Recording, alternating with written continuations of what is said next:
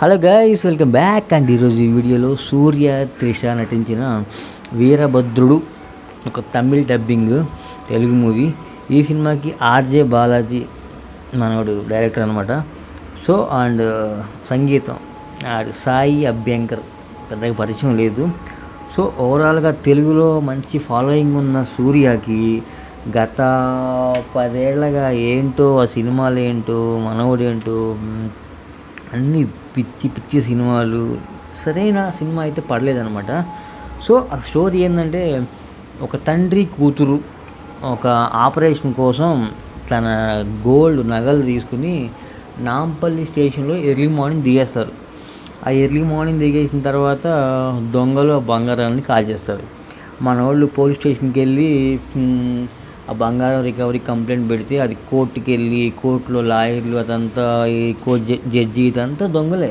So ఆ court వ్యవస్థ ఎట్లా ఉంది, జడ్జి వ్యవస్థ ఎట్లా ఉంది, అందరూ ఒక నార్మల్ పీపుల్కి ఎట్లా న్యాయం చేస్తున్నారు, సూర్య వీరభద్రుడు ఎలా వచ్చాడు బయటికి అనేది ఈ సినిమా స్టోరీ అనమాట.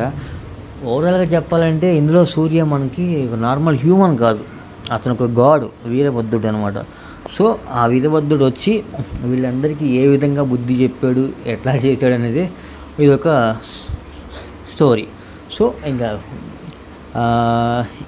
స్క్రీన్ ప్లే ఎట్లా ఉందంటే, అంతకుముందు పాత రోజుల్లో అన్యాయం చేస్తే దేవుడు వస్తాడు అట్లా ఇట్లా సినిమాలు చాలా వచ్చాయి. బట్ కానీ ఈ సిచ్యువేషన్లో కూడా మన వాళ్ళు ఎందుకు అవుట్డేటెడ్ కథలు ఇలా ఒప్పుకోవటం, మళ్ళీ దాన్ని స్క్రీన్ ప్లే సాగదీయటం, అది అయితే అసలు మరీ వెరీ బోరింగ్.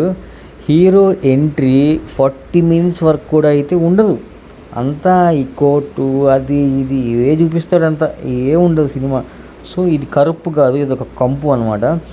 అండ్ ఒక్కసారి మీరు గమనించవచ్చు, ఏ సినిమా అయితే పెద్ద హీరో సినిమాలు కానీ హయ్యెస్ట్ హోప్తో వచ్చినాయో అవన్నీ కూడా బుక్ మై సినిమా రేటింగ్ ఇవ్వట్లేదు. ఒకసారి మీరు చెక్ చేసుకోవచ్చు అనమాట. రీసెంట్లీ వచ్చిన కొన్ని సినిమాలు ఉన్నాయి, పేర్లు వద్దు, ఒకసారి కావాలంటే మీరు వీరభద్రుడు కూడా ఒకసారి మీరు చూసుకోవచ్చు అనమాట. అన్ని సినిమాలకు రేటింగ్ వచ్చినా కూడా ఈ సినిమాలకు మాత్రం రేటింగ్ అనేది ఉండదు, అది ఒక ఇది. సో ఇంకా ఈ కోర్ట్ బ్యాక్గ్రౌండ్, కోర్టు సీన్లు, ఈ త్రిష సూర్య ఆ త్రిషాన్ని ఎందుకు పెట్టారో నాకైతే ఏం అర్థం కావట్లేదు. అదొక వరస్ట్ క్యారెక్టర్ అనమాట, అసలు ఏం బాగాలేదు.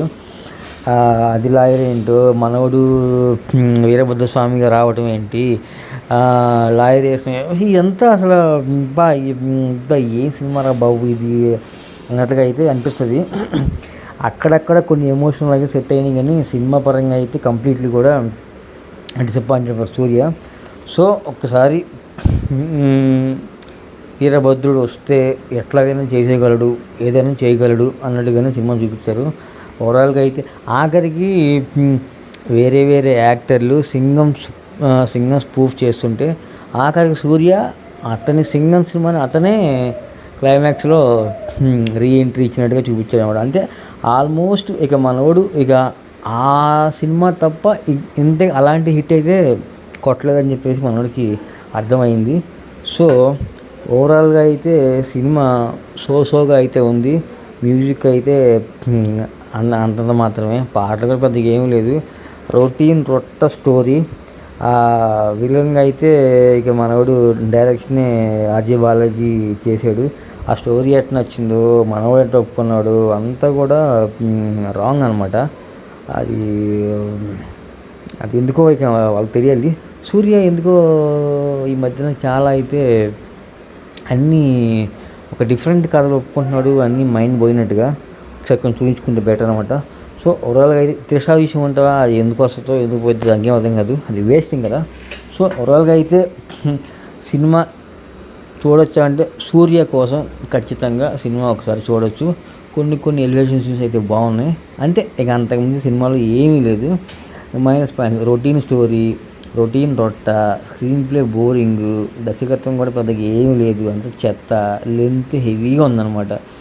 ఆఖరికి ఆర్జే బాలాజీకి సూర్య ఒక ఛాన్స్ ఇచ్చాడు అంటే జర భద్రంగా తీయాల్సింది. ఇదేమో ఆఖరికి పరమ చెత్తగా అయితే వచ్చిందనమాట సినిమా. సో ఇది నా అభిప్రాయం సినిమా గురించి. ఓవరాల్గా ఈ సినిమాకి నేను ఇచ్చే రేటింగ్ 2/5. మీరు కూడా అయితే సూర్య కోసం ఖచ్చితంగా ఒకసారి చూడొచ్చు. ఫ్యామిలీ మొత్తం ఏసుకెళ్ళి డబ్బులు పెట్టిన సినిమా అయితే కాదండి. ఓకే, సూర్య కోసం వన్ టైంగా అయితే చూడొచ్చు అనమాట. ఓవరాల్గా అయితే ఇది ఉంటాం మరి. జై హింద్.